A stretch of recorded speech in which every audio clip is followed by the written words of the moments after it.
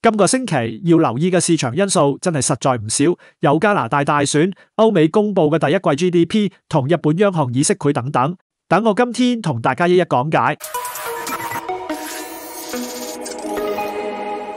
早晨，我係 AI Mark， 今日係2025年4月28日，歡迎收睇財經早餐。到咗今個星期三，就係美國總統特朗普執政嘅第100日。路透社上星期進行咗一項統計，截至4月24日，喺主要嘅金融市場裏面，表現最差嘅係以標準普爾500指數為代表嘅美股，其次係美元匯價，兩者都出現負增長。至於表現最佳嘅係黃金，其次係扣除美股外嘅環球股市指數。目前仲未清楚呢啲成績係咪會影響特朗普未來嘅施政方針。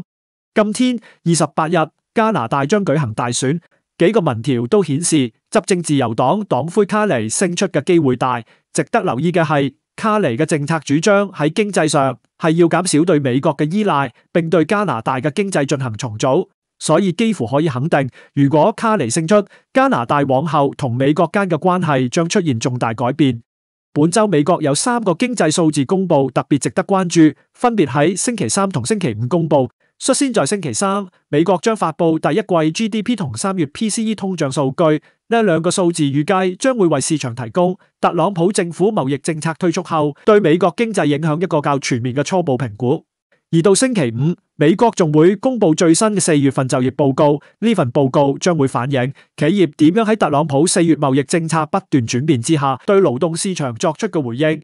除咗美國，歐洲今個星期情況亦唔能忽視，因星期三同星期五，歐元區將分別公佈首季 GDP 數值同4月通脹數字。假使數字顯示歐元區經濟繼續疲弱而通脹偏低，預料將增強市場對歐央行往後減息步伐嘅預期。不過，由於歐央行5月並冇議息會，下次議息有待6月5日，屆時市場估計歐央行減息機會高。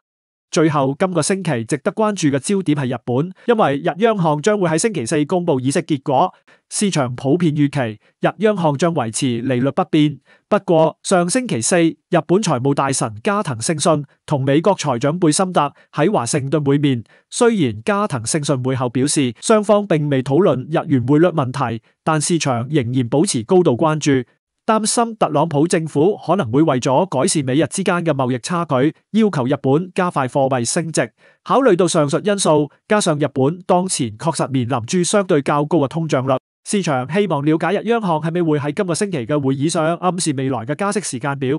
好啦，今日時間差唔多，我哋聽日再見。